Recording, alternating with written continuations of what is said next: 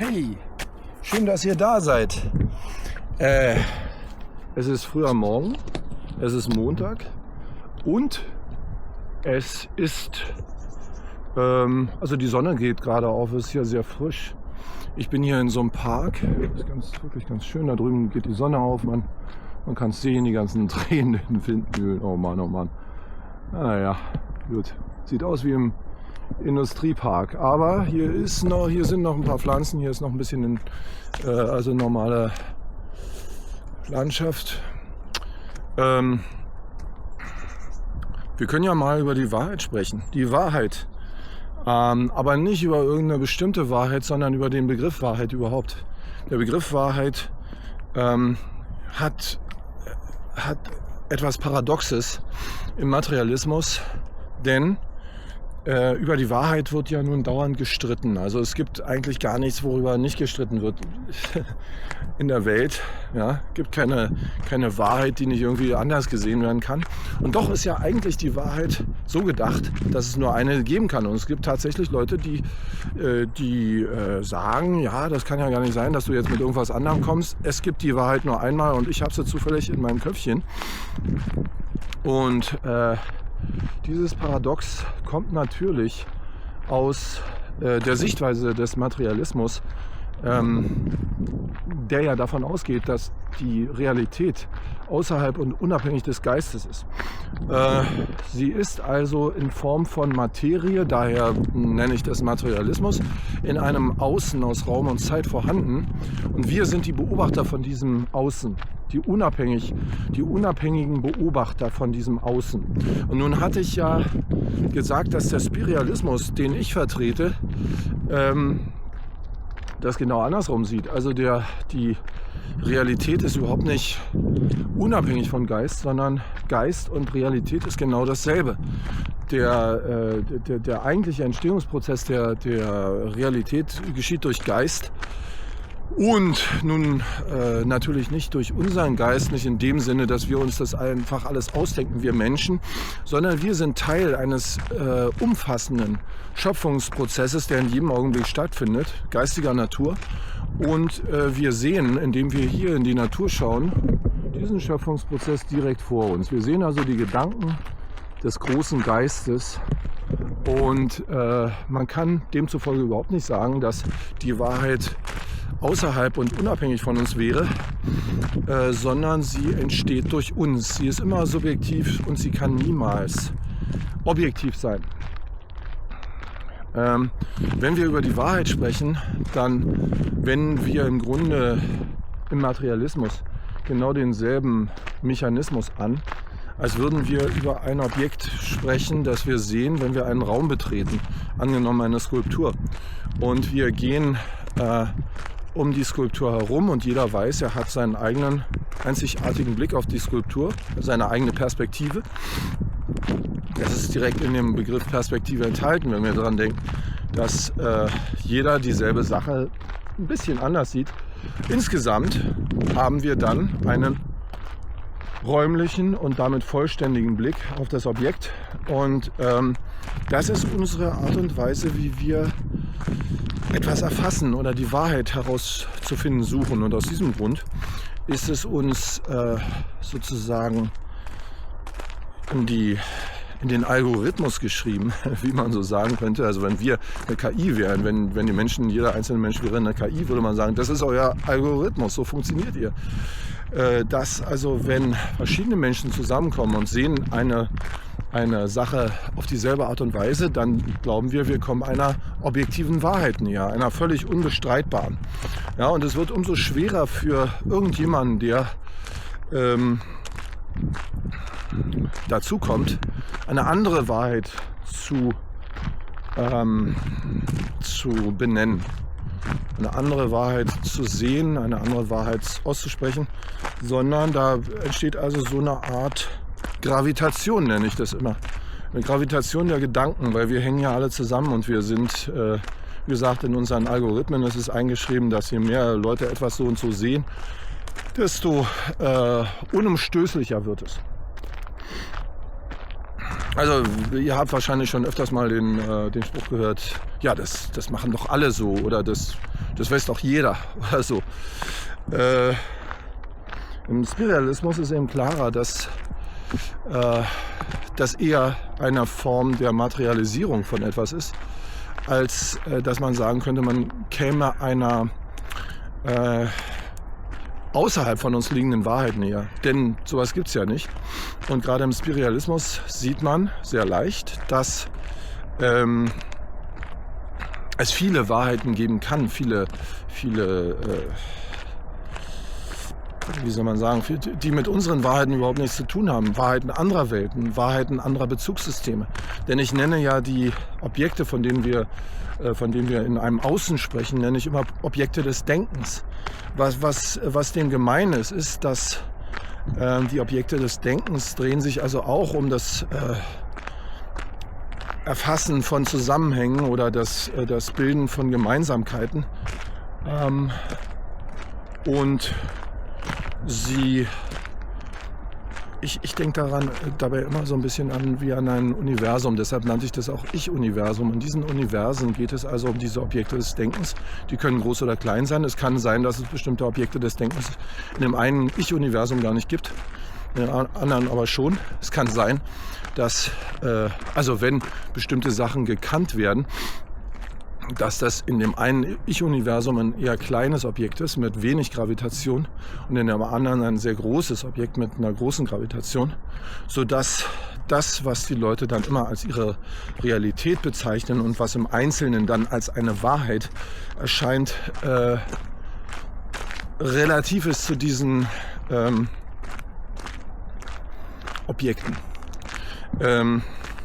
Apropos relativ. Der Einstein, der hatte mal gesagt, die Wahrheit zu definieren, dafür braucht es einen guten Schneider. Und er meinte damit, dass genau dieses Paradox, also dieses einerseits glauben wir, die Wahrheit könne nur etwas sein, auf der anderen Seite könnte man jeden Punkt auch anders sehen. Er hatte ja diesen Satz geprägt, den ich immer ganz gerne zitiere, dass es also nicht selbstverständlich sei, dass die kürzeste Strecke zwischen zwei Punkten eine Gerade ist. Und gefragt, wie er das denn meine, was sonst solle wohl die kürzeste Strecke sein, sagte er, dass es Völker gibt, die das so sehen, dass die kürzeste Strecke eine geschwungene Linie ist. Im Südpazifik gäbe es solche Völker und damit meinte er auch, dass es doch letzten Endes darauf ankäme, was die Leute für ihre Wahrheit halten. Erstmal. Und davon ausgehend erschaffen sie Schlüsse, genau wie er, Einstein, also bestimmte Sachen einfach angenommen hat, die im Grunde einfach so gegeben sind. Er hat also nicht angefangen, über die Zeit nachzudenken, was es eigentlich ist, sondern er hat gesagt, Zeit ist das, was man auf der Uhr abliest. Das war sein Ausgangspunkt. Und das ist ja auch richtig so. Ich wollte damit nur sagen, dass ich Einstein in dieser Weise, und er hat ja diesen ganzen Gedanken der Relativität so in die Welt gebracht, er war dennoch nicht jemand, der gesagt hätte, die materielle Realität sei so nicht vorhanden oder es sei alles relativ, sondern auf die Frage übrigens, das hat ihn jemand mal gefragt, was wäre denn, wenn sich nun herausstellen würde, dass auch die Lichtgeschwindigkeit relativ ist, dann sagte er pragmatisch, dann müsse man sich etwas anderes suchen, was man als fest, als gegeben annimmt. Also er hatte diese Idee dieser ganzen Relativität und nun würde der Spiritualismus sagen, so entsteht die Welt durch Relationen. Wenn es also die außerhalb von uns liegende Welt nicht gibt, in der Form, wie wir sie uns vorstellen, nämlich außerhalb und unabhängig des Denkens, dann gibt es sie also in der Form überhaupt nicht. Und wie kommt also dann die Realität zustande? Sie kann nur zustande kommen durch Denken, durch Relationen zueinander. Dass man also ein Denkobjekt schafft und in Relation dazu entstehen andere.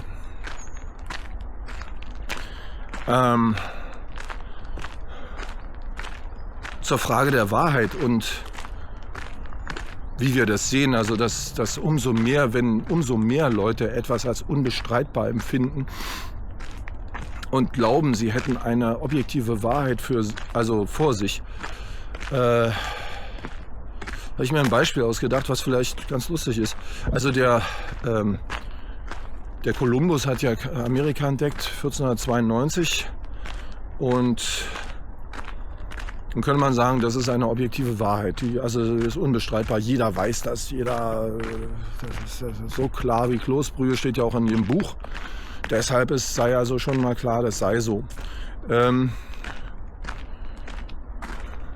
könnte es also eher als Narrativ sehen und als natürlich demzufolge sehr bestreitbare Wahrheit, denn erstens haben ja die Wikinger vor Kolumbus Amerika entdeckt und zweitens hat der Kolumbus ja auch gedacht, er sei in Indien, so wie geplant. Er wollte nach Indien und dann, als er da ankam in Amerika, da hat er gesagt, er ist in Indien. Und da werdet ihr vielleicht sagen, was soll das jetzt uns bedeuten? Wir wissen, dass es Amerika ist und da gibt es doch gar nichts dran auszusetzen. Also an dieser Wahrheit lässt sich doch gar nichts aussetzen. Und der Kolumbus wiederum würde sagen, nee, ich bin hier in Indien, das ist völlig unbestreitbar. Und was ihr da redet, das ist mir erstens völlig unverständlich und zweitens auch Quatsch. Weil ich sehe ja hier die Inder, die Indianer. Ja. Und das zeigt uns eben, dass die Wahrheit immer subjektiv ist. Und wer hat das Objektive? Wir jetzt? Eher nicht. Eher nicht. Wer könnte diese Wahrheit, die wir haben, bestreiten? Wer könnte sagen, dass unsere Wahrheiten falsch sind? Da braucht man ein bisschen Fantasie, aber ich würde sagen, eine Alienrasse beispielsweise könnte das. Oder zum Beispiel ein Tier. Mal angenommen, die können denken. Was wir über das Denken der Tiere wissen, ist wiederum relativ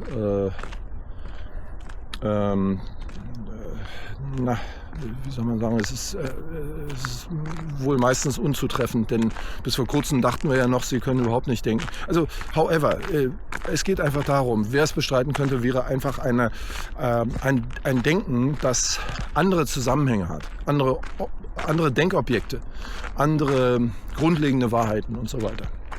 In dem Zusammenhang ist es vielleicht ganz interessant, dass meiner Ansicht nach die KI mit Lösungen kommen wird, vielleicht in nicht mehr allzu ferner Zeit, die abweichen von unseren Denkvoraussetzungen. Die KI ist ja dazu gemacht, Dinge zu optimieren. Sie ist also nicht dazu gemacht, objektive Wahrheiten herauszufinden, die, wie gesagt, völlig unbestreitbar sind, sondern wir werden erleben, dass die KI einfach optimiert. Was funktioniert am besten? Und das ist ein Aspekt der Wahrheit, der im Materialismus ja so nicht vorkommt, dass die Wahrheit einfach etwas ist. Ich habe von Algorithmen gesprochen, dass uns vergleichen lässt, was ist meine Wahrheit, was ist deine Wahrheit, wie funktioniert deine Wahrheit in der Welt, die wir glauben alle vor uns zu haben, und was ist der praktische Aspekt davon. Und KI könnte in der Lage sein, dort also ganz neue Lösungen, die möglicherweise besser funktionieren als unsere in die Welt zu bringen, andere Wahrheiten zu finden, über die wir staunen werden. Ich hoffe, wir haben dann auch Gelegenheit, dann wirklich drüber zu staunen und sind nicht weg vom Fenster durch diese übermächtig werdende KI, die dann auch instrumentalisiert werden wird. Durch Leute, die denken, sie können damit eine besondere Position erreichen.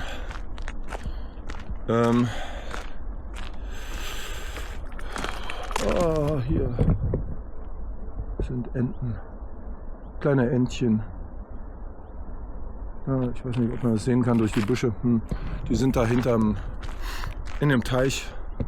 Wirklich ganz schön heute hier. Also ich hoffe, ich konnte das ein bisschen abdecken, das Thema. Es geht, wie gesagt, darum, es geht eigentlich immer darum, dass der Spiritualismus wirklich ganz andere Sichtweisen hat und hervorbringt, die meiner Ansicht nach, und nun könnte man jetzt wieder über die Wahrheit sprechen, welche Wahrheit hat jetzt der Spiritualismus, wenn das sowieso alles nur subjektiv ist. Der Spiritualismus hat eine subjektive Wahrheit, die in Relation zum Materialismus, würde ich sagen, einfach plausibler ist und wahrer. Da es ja die objektive Wahrheit nicht gibt, ist Spiritualismus halt natürlich auch eine subjektive Sichtweise und gerade der Spiritualismus würde ja nicht sagen, dass der Materialismus nicht möglich ist. Warum? Weil ganz offenbar der Materialismus, der quasi überall ist und seit 2.000 oder 3.000 Jahren so gedacht wird, der hat seine Existenz, der hat seinen Erfolg irgendwie auch. Und der Spiritualismus sagt einfach, das könnte man alles auch anders denken. Wer könnte es also bestreiten, dass das mit der Materie so ist und nicht anders? Ich zum Beispiel. Oder jemand, der, wie gesagt, aus einem anderen Denken kommt, aus einem anderen Grundverständnis.